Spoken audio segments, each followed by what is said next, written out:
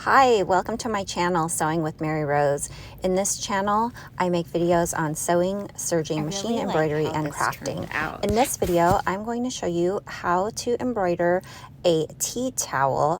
You will need a tea towel, heat and bond tearaway thread, a program, file for your embroidery design, and your machine. So in this video here, I'm just showing you one of the tea towels that I made, and we'll get started with another one from start to finish.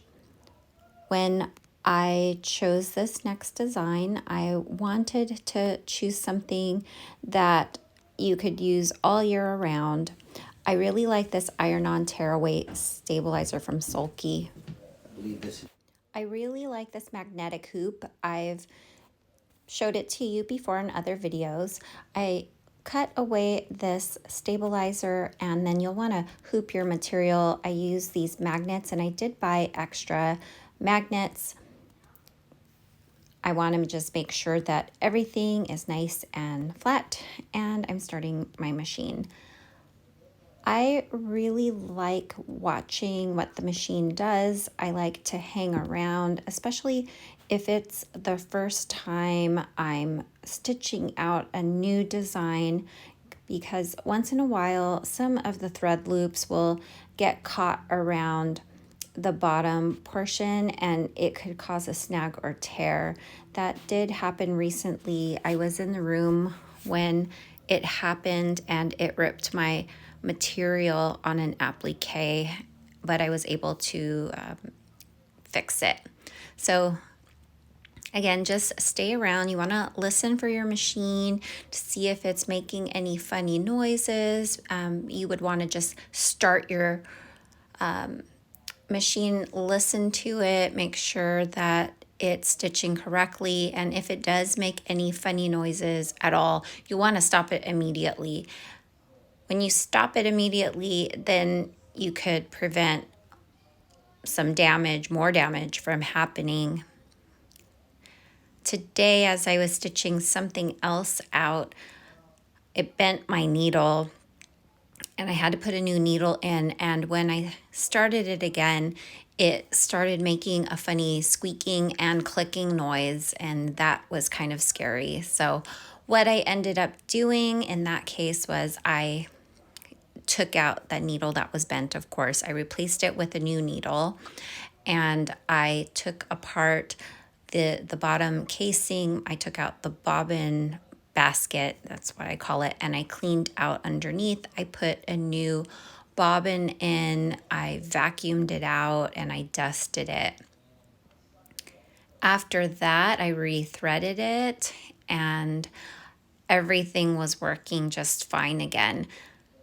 And the reason that happened, I believe, was because I put the magnet too close to the part of the machine that goes up and down, and I think it was bumping on it and caught on it, and it just caused a problem. So you want to make sure that everything is out of the way when you are stitching out your design. You want to make sure that it's free and clear in the back and the front, and hang around, because sometimes whatever you are hooping, sometimes the vibration of the machine will cause it to come undone, and it might go into your stitching area. Some of it might loop into the little area that has the little hole where the needle goes in and out of, and you could cause problems that way too. So again, just be careful. As I am doing my embroideries, I'm experimenting with different types of stabilizers on the top, stabilizers on the back, and I've tried different stabilizers with the tea towels, but the one that I showed you earlier in this video is my favorite for doing the tea towels. It's very light, it doesn't leave a sticky residue behind. I've tried other ones, and and this one just works so well for me, so I highly recommend it. This design, like I mentioned earlier on the screen, did take quite a long time. It is a circular wreath. One of the reasons why I like this design so much is because there aren't a lot of jump stitches. So with the PE800, it does not cut automatic jump stitches, which means you will have to manually cut those yourself, which can be a pain, especially between letters that are really small and tight and close. So I am using mainly letters that don't require too much jump stitch cutting. I like to use script writing, and I have Embroider, and I like to use BX fonts. And in this video, I will show you how I actually moved the script font that I use. It's called Jolly. I believe it's from Stitchtopia. I'm going to skip ahead here so you can see a little more of the finished product and how I take care of jump stitches and how it's all turning out.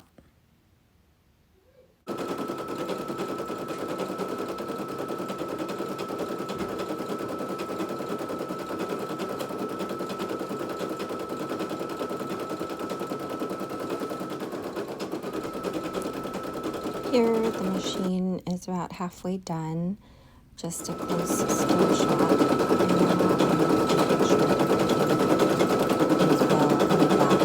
This machine does vibrate a lot like all other machines, so I just want to make sure that everything is still all in place and nothing has come loose. You'll need to stop the machine to change the color since it is a single needle machine. I changed from green to gray here.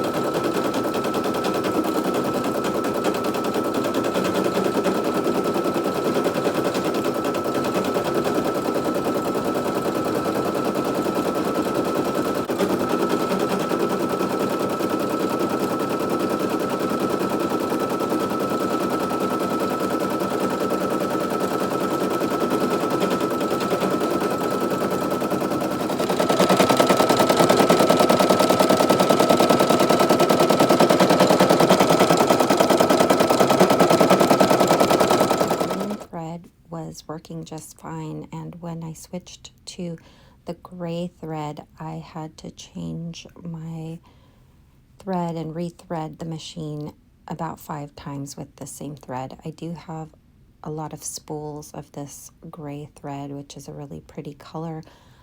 Next time, if I use this type of thread, I will have to slow down the machine. I don't really know what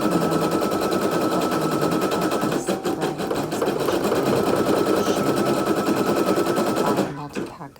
many different colors in this thread, so I am just going to keep using it. And here it is, it got stuck again, and I'm just showing you how I rethread, which is a pain, but I don't want to waste this thread. Like I said, it's a really pretty color, but the machine doesn't like it, and I will just have to dig through all my past orders and figure out what this thread was and what brand it was. I do use the Bro thread, BROTHRED. I have not had any problems with that. I have found that my machine really likes the sulky thread. I never have any problems with that thread, but this last one seemed to have a bigger spool of thread, but it just gets stuck and I have to stop and redo it. And right here I'm just really concerned because the letters here are very small and I'm worried I might have some problems with the thread, especially since it has been breaking in the font right above it and in the single initial. With this design, I did find with a couple of these tea towels I did that it actually got wound around my needle, and luckily I was nearby so I could trim it and make sure that I wasn't going to have any trouble with needle breaks because of it getting all caught up around it. Now here it's getting close to being all finished, and I'm just waiting for it to be done.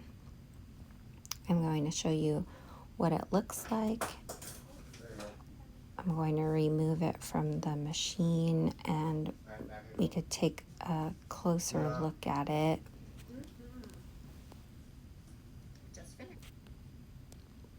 So here it is, up nice and close, and you can see it has just very minimal jump stitches. I really like this design because there aren't any jump stitches to cut in that wreath. Now I'll show you how I trim my jump stitches. I like this curved needle, curved scissors, and I had to hold the camera with one hand while I'm showing you how I trim these. So I like to hold the other loose piece with my other hand and pull up tight so it stays close to the stitching.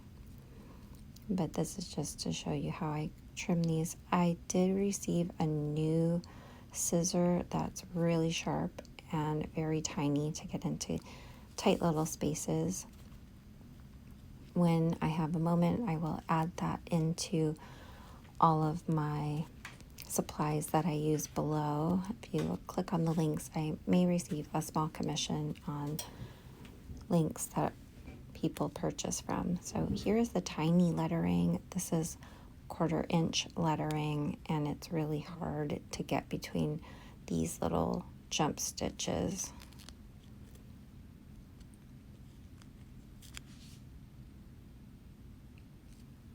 I do think it turned out really well. I'm happy with how it looks. And again, on the back, all I did was a lightweight type heat and bond. I didn't put any kind of stabilizer on the top, just on the bottom. I used my 5x7 magnetic hoop.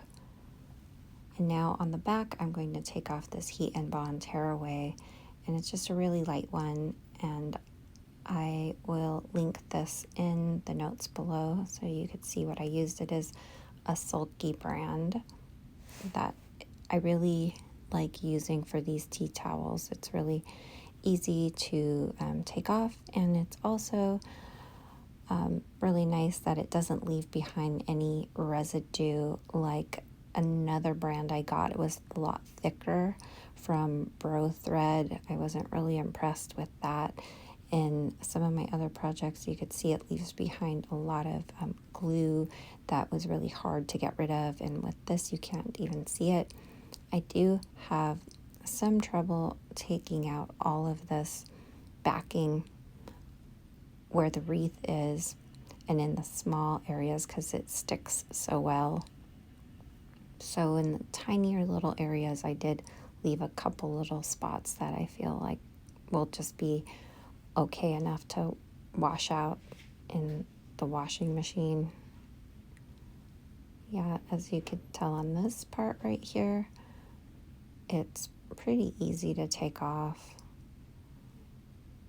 It's just kind of time consuming.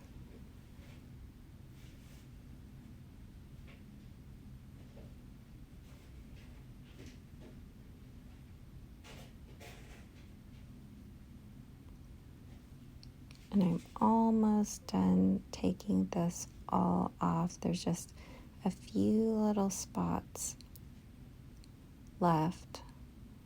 And in the back, I'll trim some of those jump stitches too, just so it looks prettier. I really like how this turned out. If you would like to see more videos about sewing, serging, machine embroidery, and crafting, please hit the subscribe button and the notification bell. Don't forget to hit the like button, and thanks for watching.